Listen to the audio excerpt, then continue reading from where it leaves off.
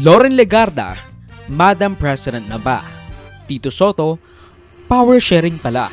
Now what do you get when you try to derail the process by threatening to unseat the Senate President and the Senate President pro tempore na nagsiserve sa Blue Ribbon Committee para matutulan ang mga kasong ihahanda at irerekomenda para ibalandra laban sa tatlo mong kasama sa minorya that was implicated in a trillion-peso flood control scandal among others.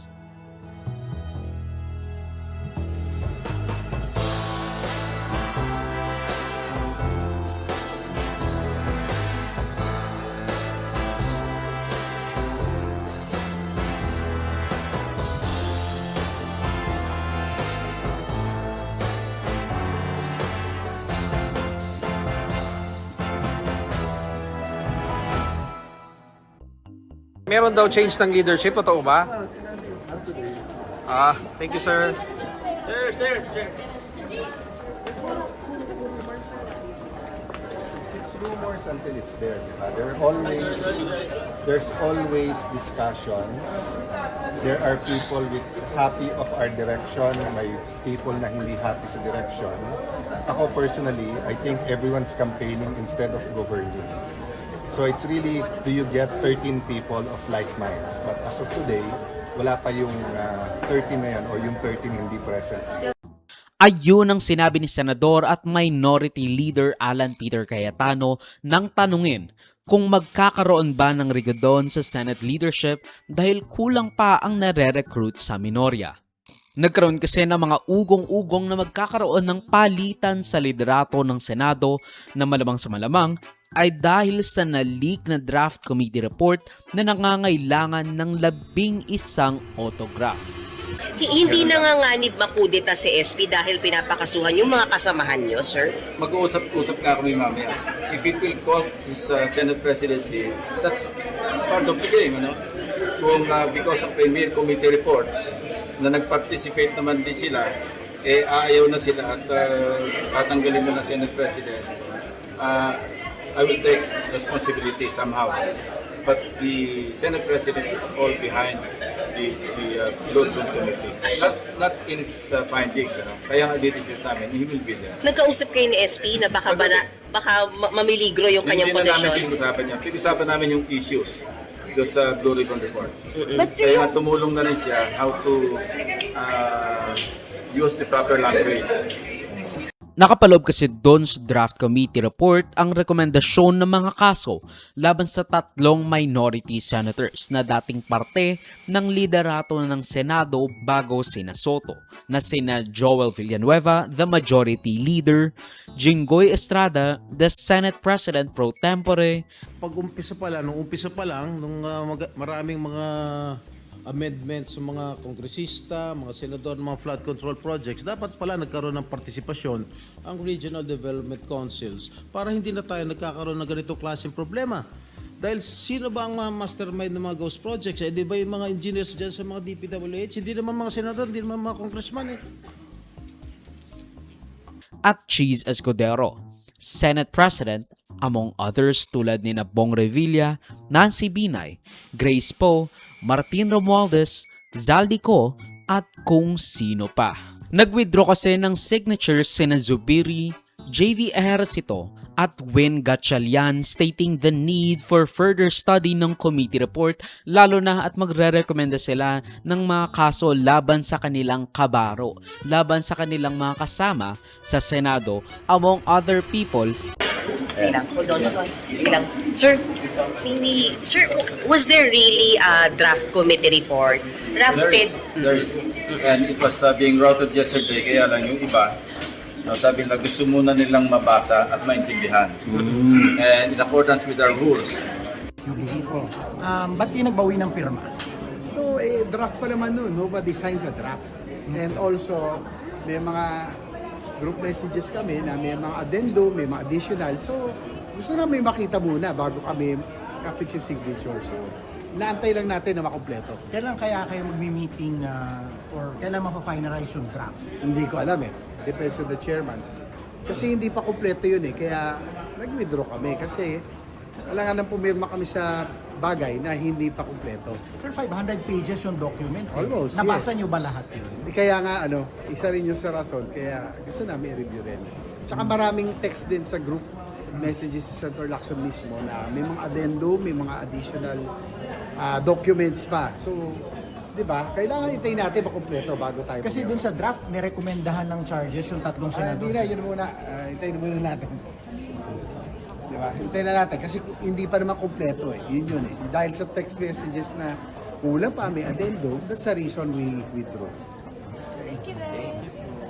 Kinalaunan habang paingay ng paingay ang bulungan sa Senado ng palitan ng liderato, people are floating the idea of only removing Soto at Lacson para palitan ang Blue Ribbon Committee chairmanship at mabalik kay Marcoleta, kaso ayaw raw ng mga 5 lilipat. And the plot twist is, si Senadora Loren Legarda ang kinukumbinse para kunin kay Soto ang Senate presidency, basically dangling over her the title of the first woman Senate President in the history of the Senate of the Philippines. Ayan ay according to Soto and Lacson themselves, which was promptly reported to them. Actually, I'd rather not dwell into it already.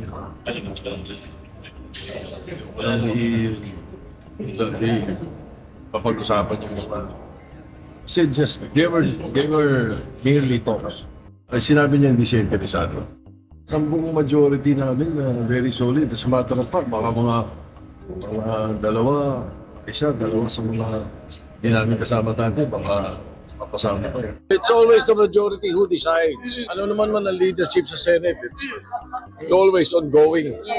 Ganun lagi yan. Soto believes the minority tried to convince Senator Loren Legarda to switch sides, but she reportedly rejected the offer. The senator maintains he is open to working with anybody in whatever capacity. I think she did.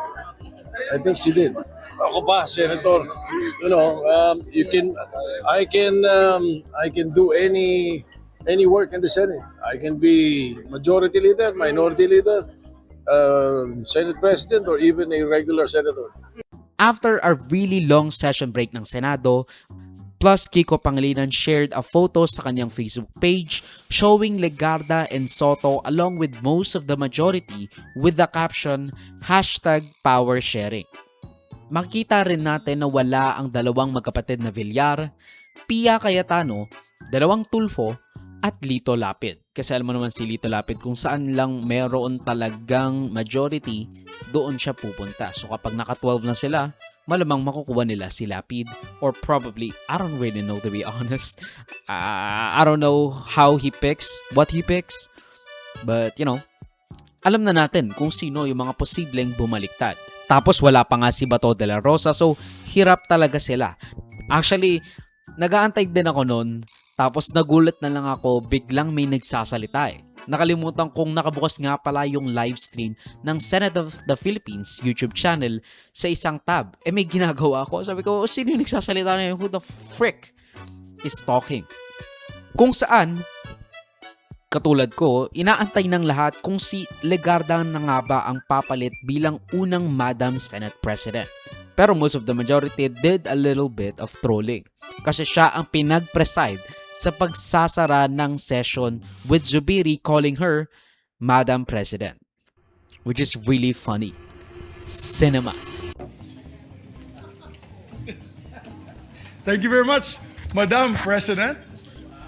Madam President, nice to see you on the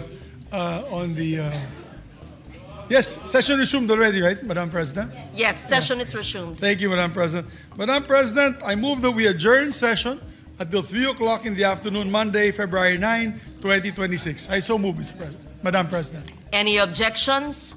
I don't see the minority here, only the majority. This is also in cooperation with the minority. With the minority, They know that yes. we're going to adjourn early. No objections heard. Session is adjourned until Monday, 3 o'clock. February 9, 2026. Thank you very much, Madam President. So ano nga ba yung ibig sabihin ng power sharing? Now, ang ibig sabihin lang nun basically is this.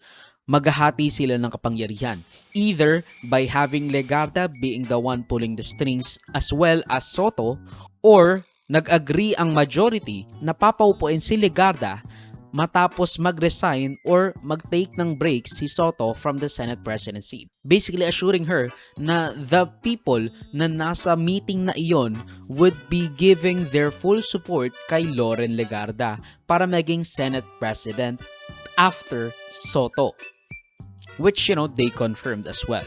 Sabi ko, any changes in the leadership, sana ay galing sa aming grupo sa majority. I made a joke na sabi ko, baka pwede naman end term ni Senator Soto, pwedeng siya din ang maging Senate President, the first woman Senate President. Let's put it this way. We have an agreement that there will be, of course, a change in leadership within the majority members if we still have the support of all the majority members. I have no idea. That's why I don't like to comment on something that I have no idea of and I was not informed. Wala kaming pinag-uusapan pa at don't worry, tatanong ko sa kanya yung katanong. You'll have to ask the instigators, not me. It's not something I'm at liberty to speak about.